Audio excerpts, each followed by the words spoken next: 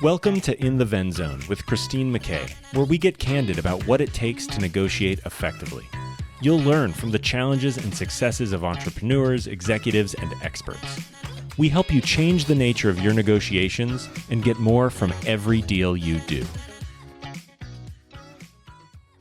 Thank you, Idan. It's so great to see you. And we had such a great conversation a couple of weeks ago. Welcome to In the Ven Zone, where we work with entrepreneurs. We try to show entrepreneurs new ways of negotiating in their business, helping them be successful at a different level, bringing negotiation to them when they often don't have the ability to go out and do negotiation training and all that, especially if they're competing with bigger companies and stuff. So I am so excited to have you here. So let me just do a quick introduction for Idan.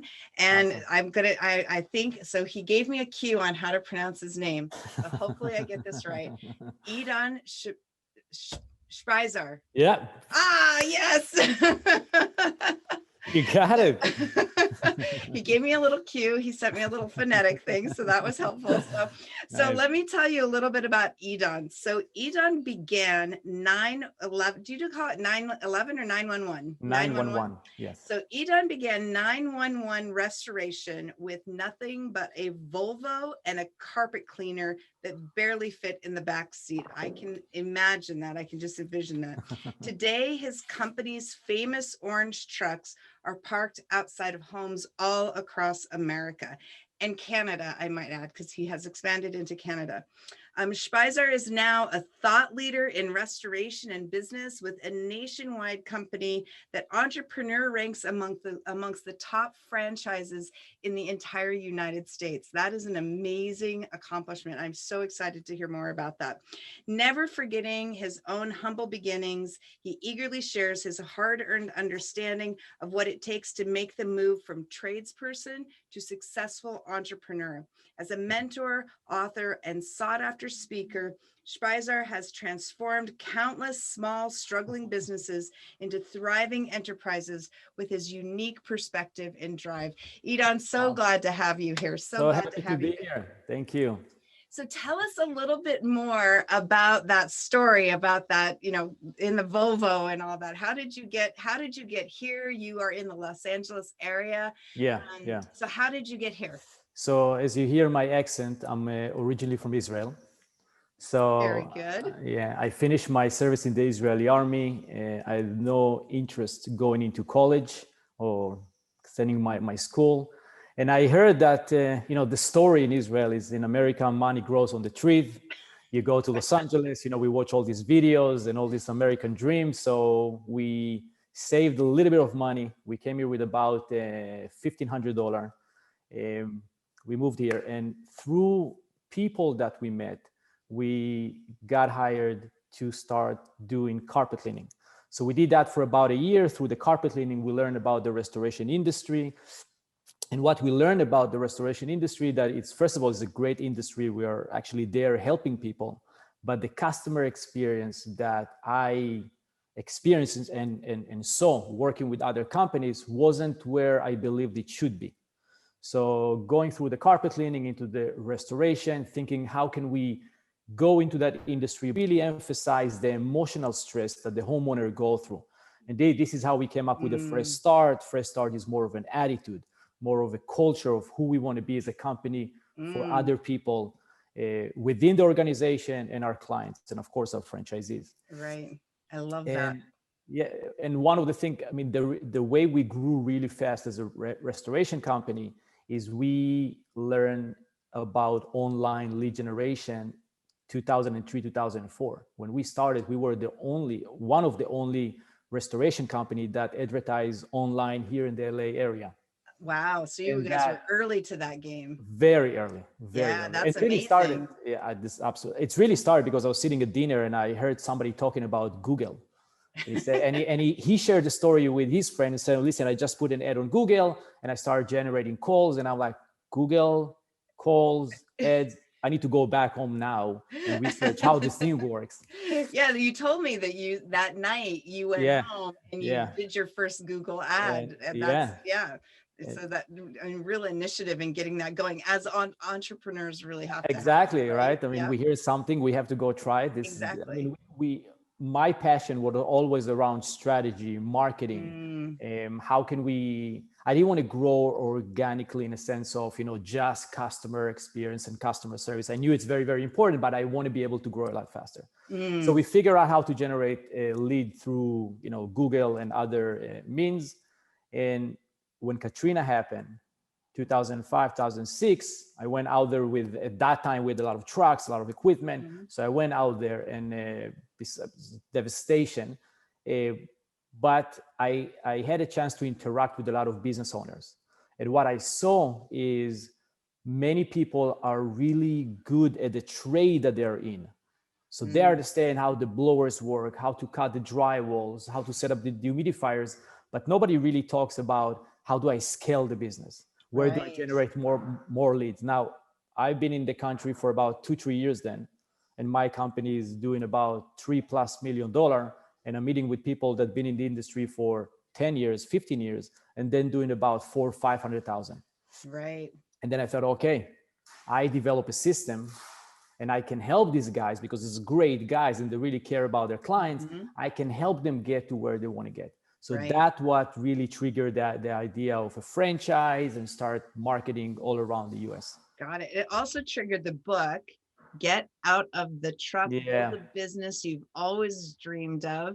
And you can tell that my copy that I bought, so after Idan and I talked, I went and bought his book right away. And I've got all these little earmarks in it. And though he doesn't know it, my future son-in-law is going to get a copy of this book.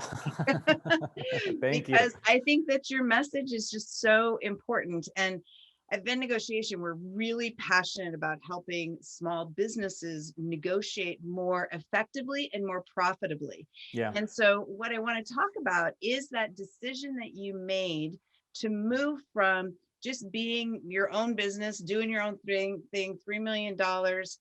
You're down in Katrina, you're seeing what you see there in terms of the tradespeople not growing a business, not scaling your business. In your book, you actually make a comment about there's a difference between growing your business and scaling your business. Yeah. Which I thought was really fascinating. But tell me about how you made that decision to move from just being your own entity to creating a franchise model. I think I didn't really think so much about a franchise. I thought more, what is our strength really as a company?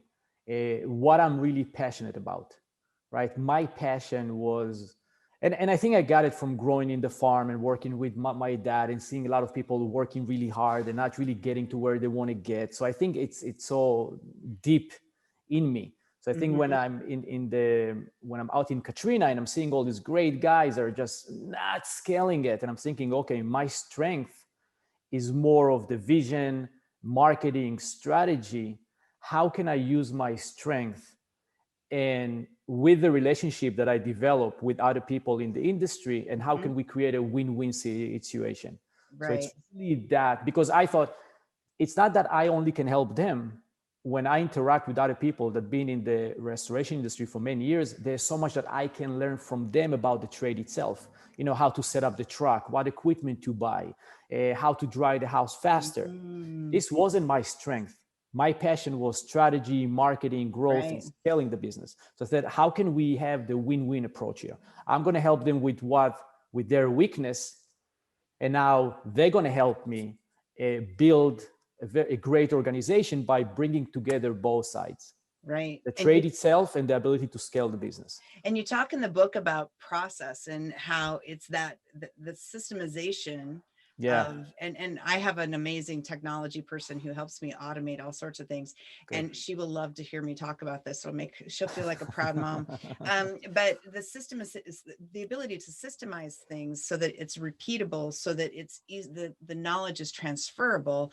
It makes it so much easier. And then from a franchise perspective, that helps create the ability, that gives you something that's sellable, that's marketable. Because if I don't have to know exactly how to set up the truck, and I have somebody tell me to go, but what equipment to buy, I've taken the guesswork out of that for the franchisee. Yeah. It's I think for business owners, really, and I think we talked about it in our first call, is really understanding your own strengths and weaknesses. And believe, because the first negotiation that we do is with ourselves, not with other people, Absolutely. right? If Yes. we We believe in talked about ourselves, that. yes, and if we believe in ourselves, if we believe in our vision, and we can be honest with ourselves and say, okay, this is my strength. I am not going to waste another 20 years of my life to try to work on my weaknesses. I'm going to start building a team around me, Right. right? And by being very clear on my strength, my passion, my vision, then you start partnering up. It's the same thing that we partner up with franchisees. Now, the system that we have today is built by, I have a lot of great people around me. Mm-hmm. So I have people that their strength is system. I have people that their strength is marketing, Right. coaching, right? So it's really thinking as I have a long-term thinking. I believe in myself. I believe in my vision. I believe in the people that I have around me. Mm-hmm. And the thought is, what is the core in everything that we approach? Is that a win-win situation? Right. Well, let's talk a little bit about that, because when I speak on stage, I tell people that the hardest negotiation is the negotiation that happens between our ears, right? Yeah. And this is why. So Idan is one of the few people who've actually commented on that. So when he and I first talked, we talked for quite a bit about that. So tell me a little bit about what at the point at which you made the decision to become a franchise, and you were getting ready to engage with your first prospective Yeah. franchisee.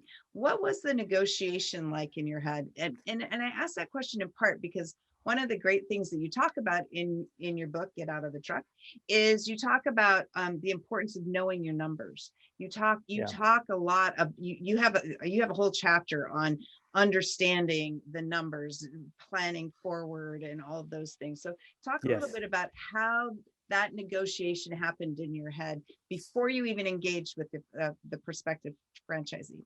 Exactly. Okay. So knowing the numbers was a huge part of starting and expanding into a franchise. We knew what we were able to do in a sense of generating leads and helping somebody be successful. So we knew if I'm taking an area with X amount of people and I'll generate X amount of leads and I keep the conversion at a certain number, I know that that person is going to be successful, right? Understanding the numbers, understanding the profit of the business, understanding revenues, understanding sales.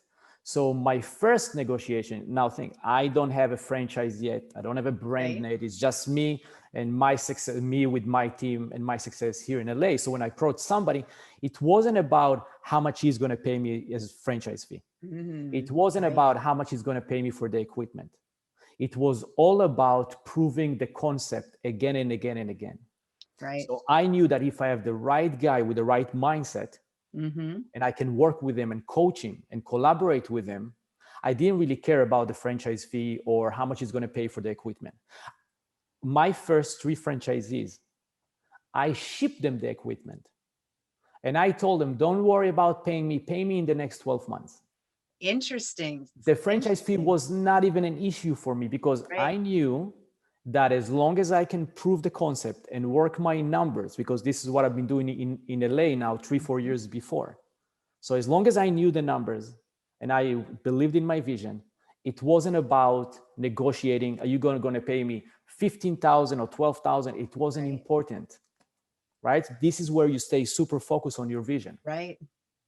Yeah. So that's fascinating, because a lot of people that are making that transition to doing their own thing to having a franchise, they're focusing on what that franchise fee is and the royalties they're going to get off on the back end of it. Yeah. But your way of thinking about it was, so I have this staffing model that I've used it's my own little staffing model.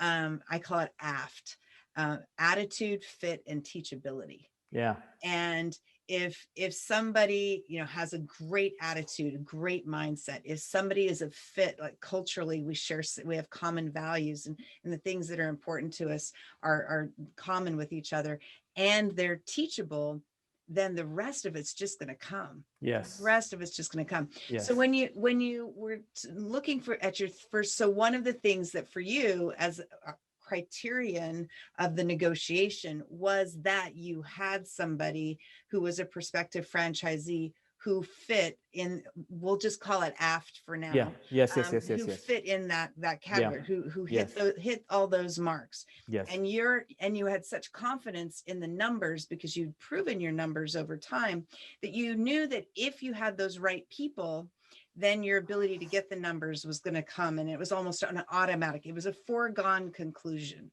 1,000%. So that gave you the ability to be really strong in your position as you're negotiating with them and able to push the franchise fee out over time and let them pay it over time, because the value of the deal wasn't in the franchise fee for you, I assume. No. Right. And Tell us more about that. Yeah, and it's still that today. I think it's when you have a long-term approach, as you know, it's not about how much I'm going to make today. Look, the number have to work, right? So it's not a non-profit, right? I have employees, we need to make profit, everything need to work. But when you stay focused on what's really important in the business, everything becomes so much easier. Because it's not about, for me, do I sold a franchise for 15 or 10? And it's the same thing today. Now, we're not playing with franchise fee, we're not playing with royalties, but we do we're not negotiating on the things that we know that make people successful over a long period of time. So for example, our franchisees have to do a certain type of marketing, or buying a certain type of equipment, or hire a certain type of people, or have an office, right? So I know these key areas of the business will be a huge part of our franchisee success. Okay. This is a much bigger focus for us as a company than anything else. Got it. Right? Because I know that this is what's going to make him successful over a long period of time. So when you were negotiating with your first few franchisees, did they give you pushback on any of those things? Were there things that they disagreed with you on? There was a lot of worry in the beginning on their side. So I tried to minimize their costs getting into the business as much as I can. Okay. So to remove that part of the worry, right? So I help them as much as I can because I believe in my system and I know that the number is going to work out, right? And I know these people are... I'm sorry, go ahead. No, and I know that the people that I work with is the people that will be great for our organization, right? So the fresh start, the attitude, everything was there. So yeah, I'm assuming that one of their concerns, and when we do kind of round two, we'll be interviewing somebody who is a franchisee, not one of Idan's franchisees, but we will be interviewing a trades franchisee, so that we kind of get that perspective is, okay, I'm coming into a new franchise. What does that look like? What do I care about? But I'm assuming, because I haven't interviewed that person yet, that one of the big concerns for them is cash flow. Yeah. And their ability to recover their investment and have a really short ROI. Absolutely. Return on investment on that. Yes. Now, are these things, so like I just mentioned return on investment, which I know you're a number, the numbers piece is really important to you. In your experience for people in the trades, is that a concept that they need to be more aware of, that they need to think more about as they kind of grow their business, getting into a franchise or just growing their business overall? Absolutely. As one of the systems that we develop internally, we call it the scorecard coaching. So we create a scorecard for every franchisee that shows amount of leads he received, conversion, average per job, total sales. And also we track the source of leads. So how many leads that it generate from national accounts, from online lead generation, and for local business development. And we keep putting the numbers in front of them. And we have a conversation, because this is how you get out of the truck, right? When you start looking at your business and you understand the numbers and the processes and the system, you make better decisions. Right. My goal, our goal as a company is I don't want to see my franchisee stuck in the truck for now another 10 years. Right. My goal is for him is to live a successful life financially and find his fulfillment in the business. So he have to go through this process. Right. Because if you keep ignoring numbers and he doesn't really understand conversion and he doesn't know what's going on, they're making decisions that are wrong.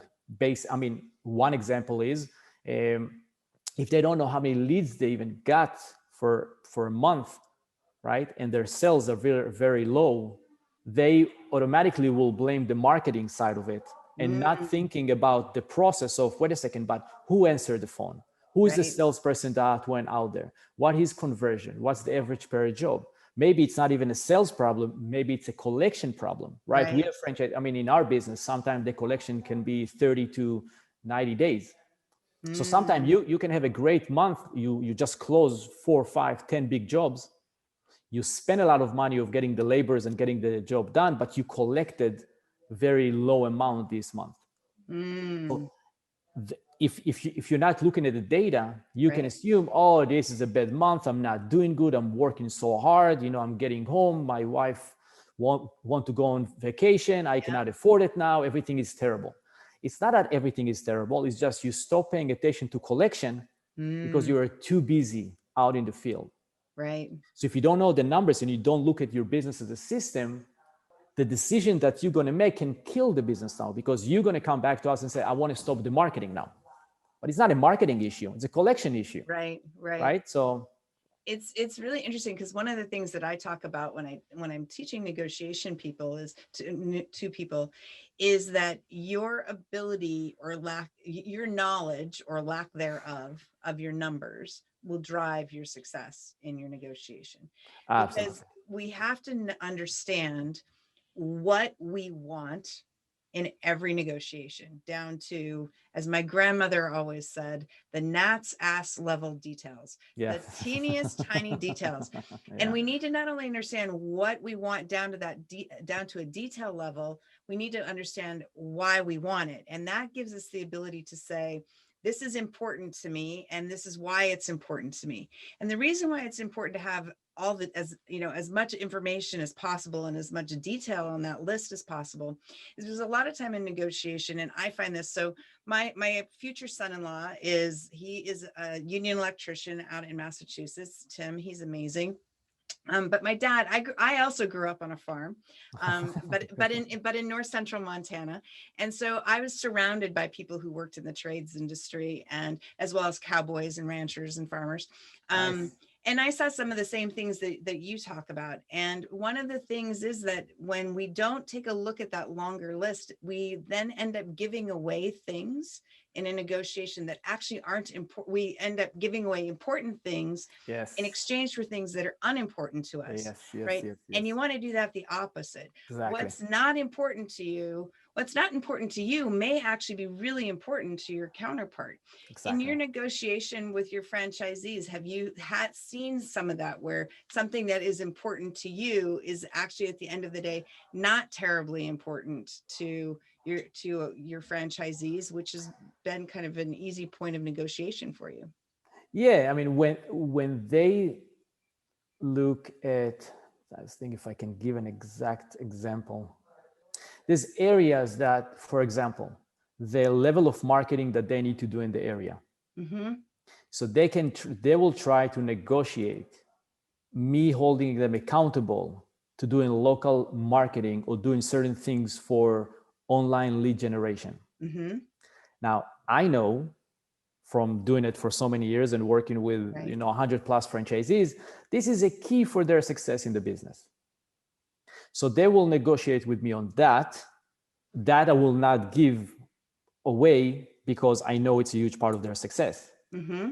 And the other area of the business, for example, if there is other fees or things that are not that important, I'll be happy to give them that, right? So what I do is I'm using the things that I'm happy to kind of be more lenient. Right. And Mm-hmm. sometimes it's there so I can use it because there's certain things that I don't want to give. But from their approach, Mm-hmm. they thinking about, okay, in one way, they're buying into the franchise because they believe in the franchise, they believe in the brand, Mm-hmm. and they want to be successful like the other many franchisees that they talk to. Yep. But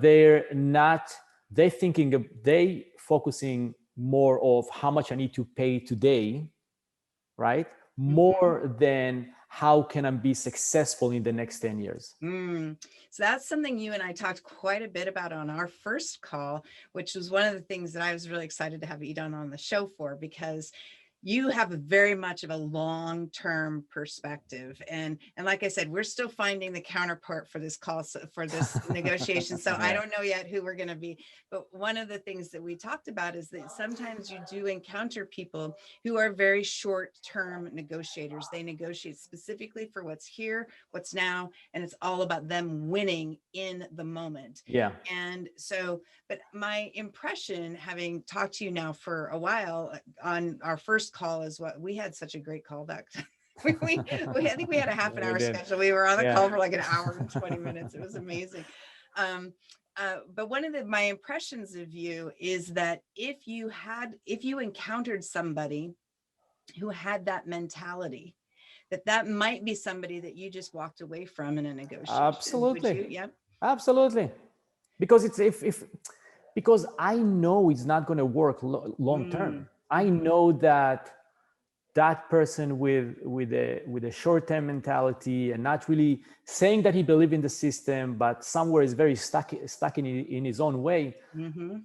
Look, he's going to give a hard time to my support team. He's going to drive everybody crazy. For him, it's going to be all about right now what I'm getting, and it's all about relationship and success over time. Right? So I'm happy to walk away. Right. Yeah, So I think it's the right thing to do. Sometime when you're standing in front of somebody, and it's not like I'm selling a car that is going to be okay, one-time transaction. You got the car, good luck, enjoy the car. We need to be successful together over a long period of time. Right. So I don't want to work with people that it's hard to work with. They don't understand the value of relationship. They don't have a long-term kind of mentality of vision of where they want to be. It's only about how much I'm paying you today and how much I'm going to get tomorrow.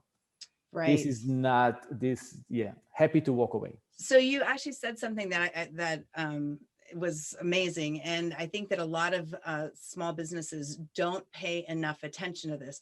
People get focused on the revenue that I'm going to get today, or the costs that I'm going to spend today, right? So they get focused on the number. And I talk a lot about how price, whether you're buying or whether you're selling, should be an output of the negotiation, not an input into the negotiation. And you just referenced how, working with somebody who's difficult, if you had a difficult franchisee who was, in my vernacular, I have people take a negotiation quiz, and they can access that at vennegotiation.com, and you can learn your default negotiation style. And the thing that's kind of interesting about it is that the champion style is somebody who's a champion for him or herself. Negotiation is about a battlefield, and they go into it armed and armored, and it's like they're going to win at all costs. And but I mean, this is an example. What Idan is describing is an example where if you are that style,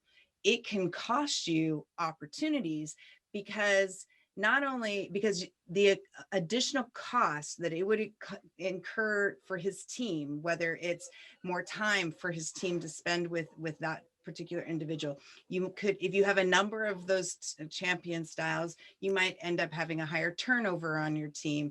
Absolutely. So your negotiation style, to the audience, your negotiation style absolutely influences your counterparts' their ability and willingness to do business with you. And it's something to really keep in mind, because it is hindering you, even if you don't necessarily think it is. Yes.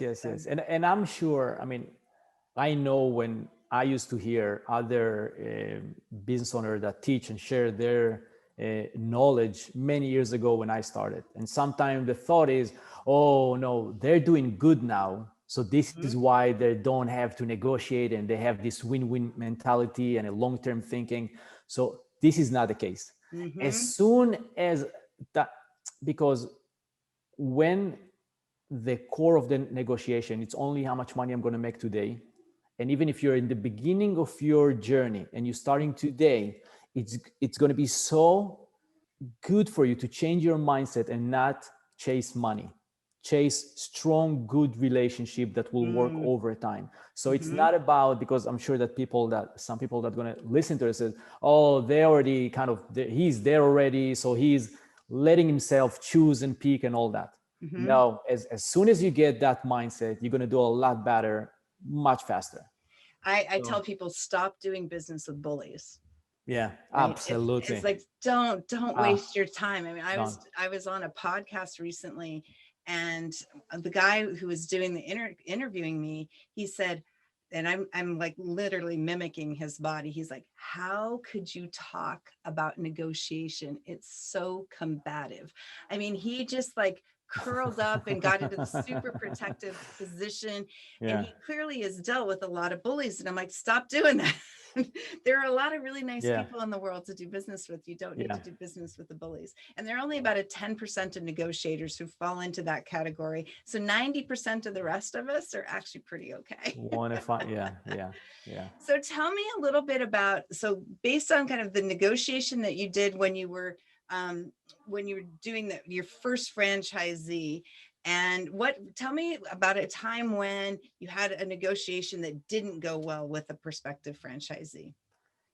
I mean, it's only when we get a very strong pushback from the other side that, they want to change everything. In one way, they're saying, we want to buy into the system. We believe in what you guys do, but I'm going to come in and I'm going to do it my way. Right. So Yep. I mean, example that it ended up not working well for us is when we had the sense that he's saying things that it doesn't really mean it, because he's saying beautiful things, but then he negotiated a small, tiny thing in the agreement, right? And whenever we didn't go with our guts as well, we say, okay, he's saying the right things. Maybe we're going to be able to change it over time. Let's maybe give it a try. And you end up going nowhere. Right. So we learned that it's important as you just said, don't negotiate with bullies. When people come in and they're trying to push and do it their way, and you believe in your system, it's so much better to walk away. Yep.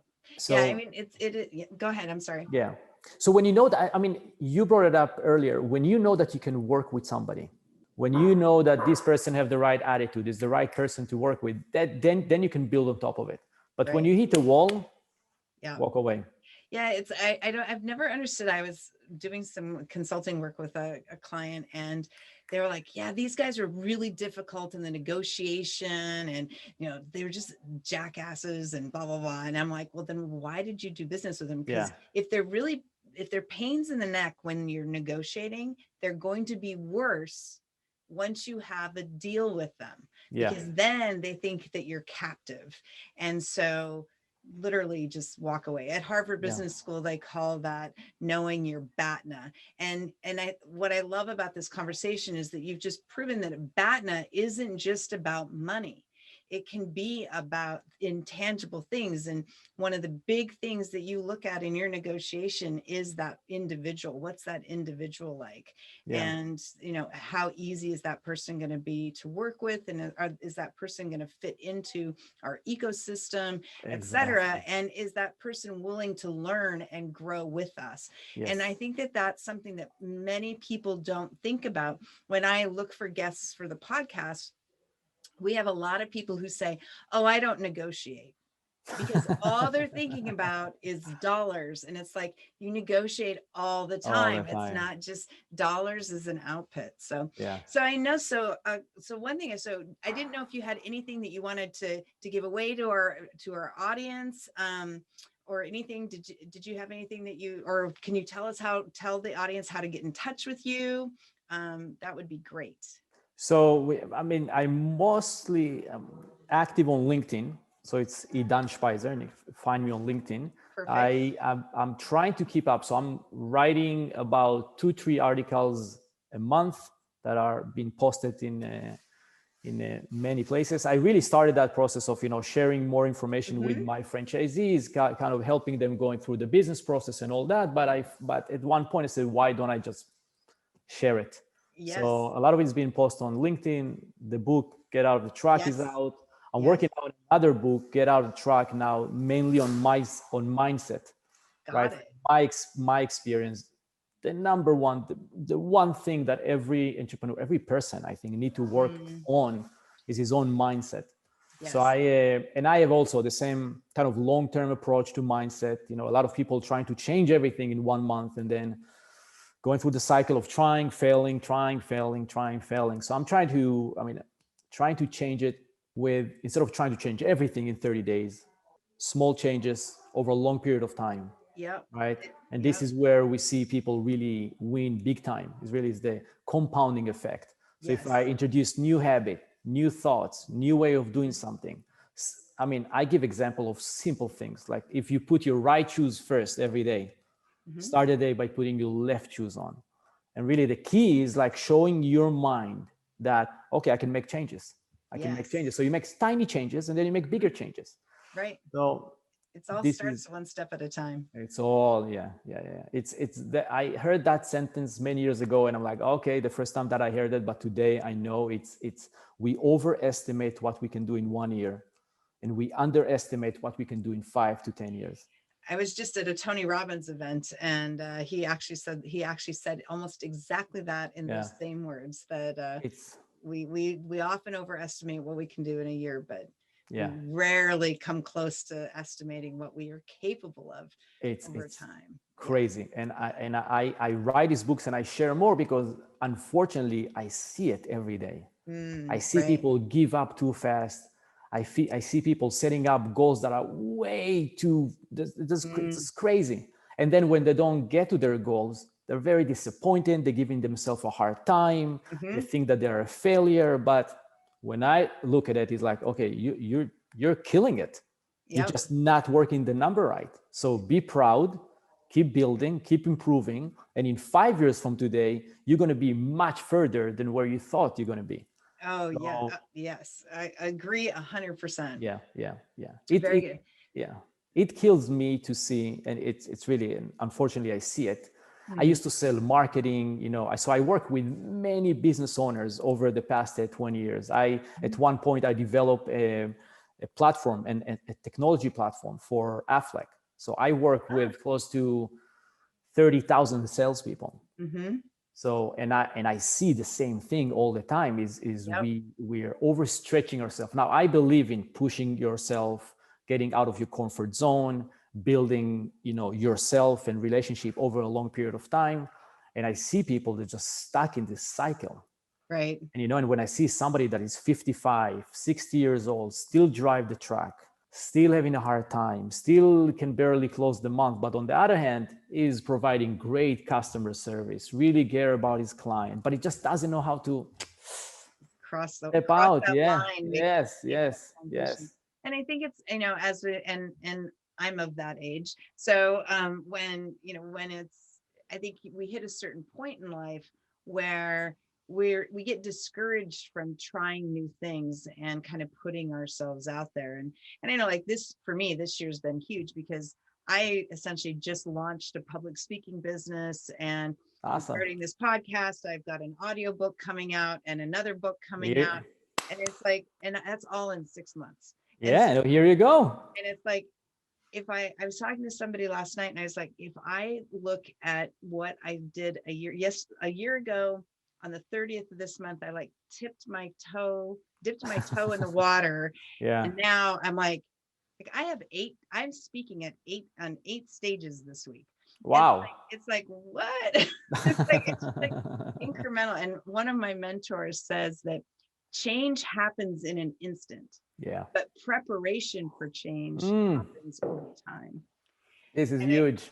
And I love that. I love that because when the change happens, it's just this like that. It's like I wake up and it's like, oh wait, how did I get, but it's amazing. So because go ahead. The change that happened in the mindset, right? At one point you say, okay, I believe that I can do it. You can start suddenly see it. Right. And then everything else just follow. And in negotiation, that's something that people don't, I talk to people all the time about. When you're negotiating, you need to understand your why.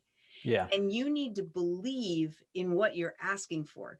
Because if you, and I use my husband, I'll pick on him a minute, but he was in a job that had been at one point his dream job. And then it quit being his dream job. And he had taken a huge pay cut to go to it because he'd been unemployed for a while and he was feeling pressure that he'd put on himself to get a job and da da da. So he took like a $60,000 a year pay cut to take this position, but it was with the company of his dreams. So he justified it in that way. Yeah. Well, 10 years later, he's still not making the same amount of money he was making before he took that job.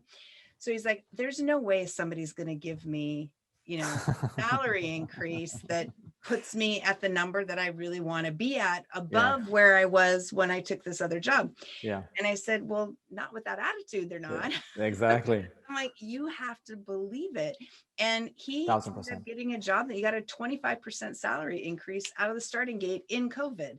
I mean, and it was because he had a change in his mindset. Yes. And he had that negotiation that he was having between his ears changed. Yes. And so when we're negotiating, and I don't care if you're buying a car, I tell a story about buying 2 cars for the price of one plus $5,000. Whether it's buying that, whether it's a job, whether it's buying a franchise, whatever it is, that mindset is huge in terms of your ability to get what it is that you think you want. Yeah. And, I wish my hope is that, because the things that you talk about in your book that I just really liked around you, I mean, you just cover it. It's like almost a negotiation playbook to a certain extent, because you talk about the importance of mindset and knowing why you're serving your customers. You talk about, and we didn't really talk about this, but you also talk about knowing why your customers are buying from you.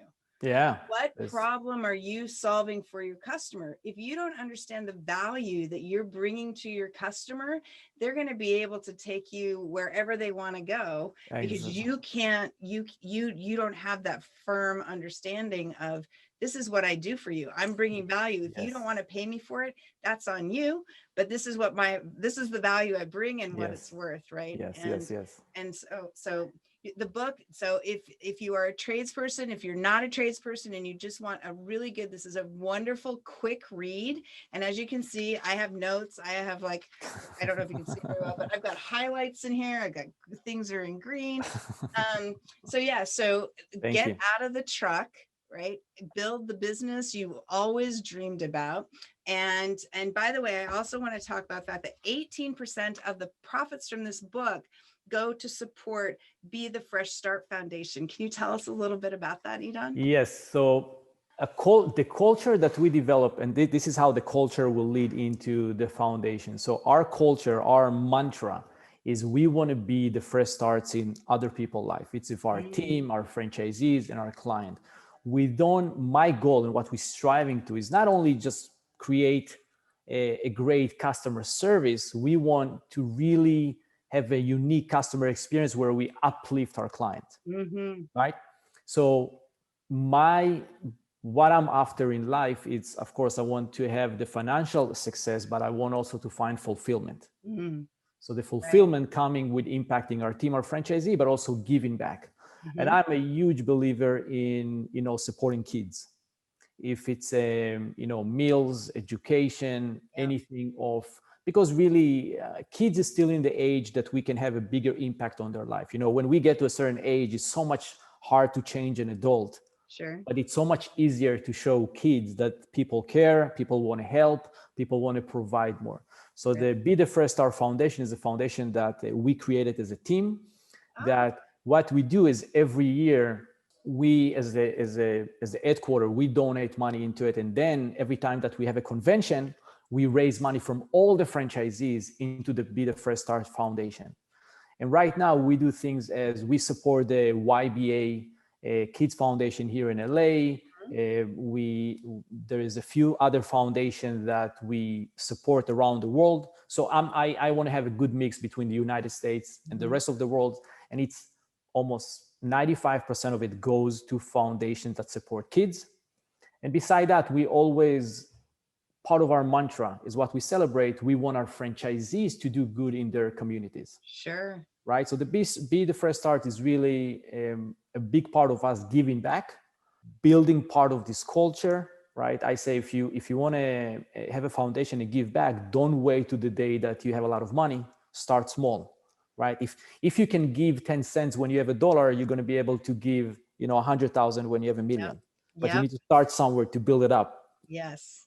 So this is our own foundation, and we support other foundation for now. And personally, I go and I speak in different schools in front of kids, kind of showing them that there is more, right? It's something that, I always share it. I wish that somebody shared with me a lot of things when I was a kid.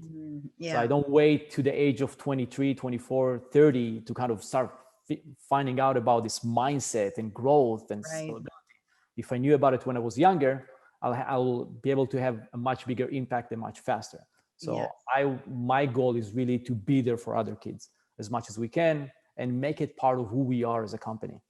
That's fantastic. This is what the Fresh Start stands for. That's fantastic. So just keep in mind, so everybody, if you buy this book, Get Out of the Truck, 18% of the profits go to the foundation. So Idan, it has been an absolute pleasure to have you. I am so honored to have met you, and it was a random thing that I connected with you on LinkedIn. And just what a great conversation, great company. You are an inspiration, and I love how you think about negotiation, and I just wish you all the best. I can't wait for your next book, and I look forward to staying in touch with you. Awesome. Thank you very, very much. Thank you very much. Thanks. Thank you for joining us for this episode of In the Ven Zone with Christine McKay. We invite you to visit our website at www.ven.zone to access the show notes and other helpful resources. Empower the negotiator in you and successfully level the playing field. Join us again next time here on In the Ven Zone.